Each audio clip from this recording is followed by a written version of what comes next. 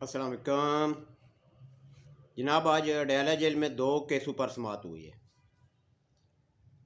پہلا case cipher والا، جس پر عمر ایوب صاحب کے کزن جو جج تھے پشاور ہائی کورٹ میں،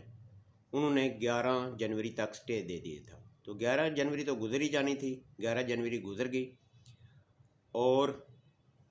آج جج ذوالقرنین صاحب نے کیس کی سماعت کی۔ اس میں جو گواہان تھے، سب سے بڑے جو گواہ ہیں اعظم خان صاحب، جو عمران خان صاحب کے دورے حکومت میں ان کے پرسنل سیکرٹری تھے، اور صاف ظاہر ہے کہ جو ڈاکومنٹ وغیرہ ہوتے ہیں، جو سیکرٹ ڈاکومنٹ ہوتے ہیں، وہ پرسنل سیکرٹری کے پاس ہی ہوتے ہیں۔ تو پرسنل سیکرٹری اعظم خان صاحب کو جب بلایا گیا تو اس کو نیازی اور شاہ محمود قریشی صاحب نے دیکھا، تو انہوں نے شور کرنا شروع کر دیا کہ یہ تو بک گیا ہے، اس نے پیسے لے لیے ہیں، اس کی گواہی ہمیں قابل قبول نہیں ہے، یہ جب تک قرآن پر حلف دے کر گواہی نہیں دے گا ہم اس کی گواہی نہیں مانیں گے۔ تو جناب ذوالقرنین صاحب نے جیل کے عملے سے کہا کہ قرآن پاک لے آئیں، ان کی یہ شرط بھی قبول کر لیتے ہیں۔ قرآن پاک لایا گیا،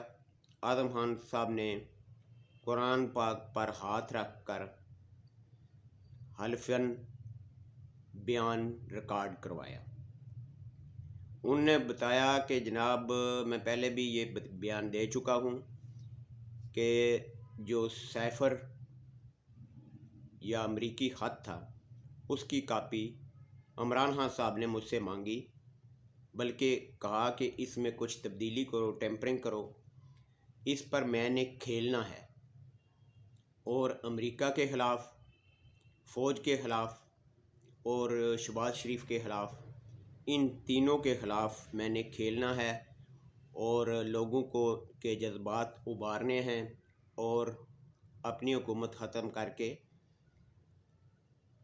بعد میں اس خط کے ذریعے میں 2/3 اکثریت سے واپس آؤں گا۔ لیکن اعظم خان صاحب نے کہا کہ میں نے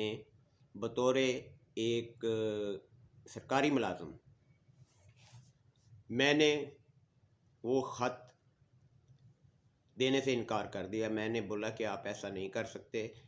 یہ آفیشیل سیکرٹ ایکٹ ہے، اس کو ہم پبلک نہیں کر سکتے۔ اس کے بعد جو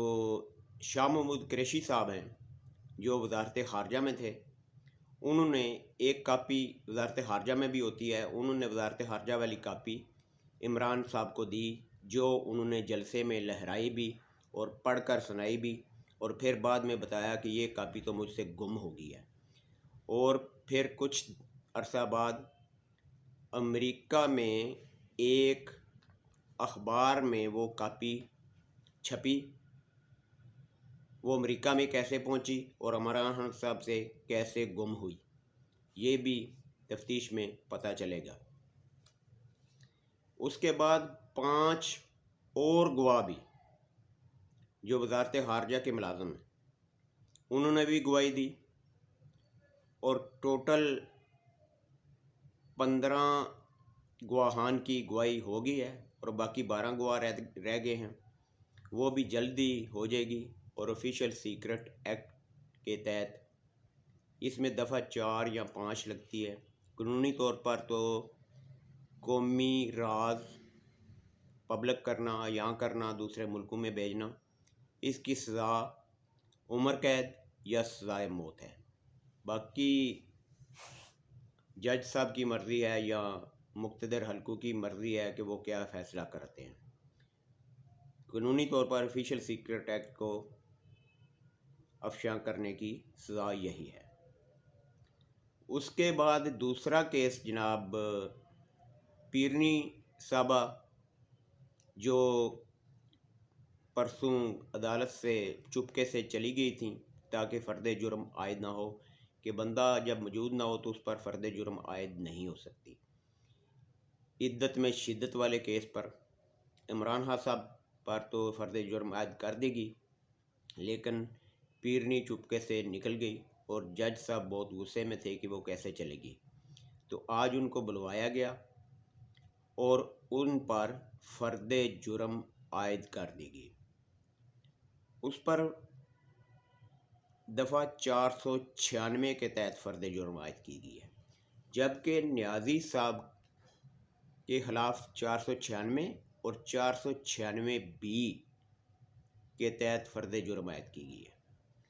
یہ 496 کا مطلب ہے کہ دھوکہ دہی، فراڈ اور بیوقوف کسی کو بنا کر غلط بیانی کر کے شادی کرنا، دھوکہ دہی اور فراڈ کے ساتھ شادی کرنا، اور 496B جو نیازی صاحب پر لگی ہے وہ حدود آرڈیننس ہے، یہ زنا کے کیس میں لگتی ہے۔ یہ انہوں نے بہت شور کیا، وکلا نے بھی، اندر کی خبریں ہیں، اندر وکیل بھی تھے، اندر صحافی بھی تھے کہ اس کیس میں تھوڑا ٹائم دیا جائے، لیکن جج صاحب نے کل ہی گواہان کو طلب کر لیا۔ یہ عدت والے کیس میں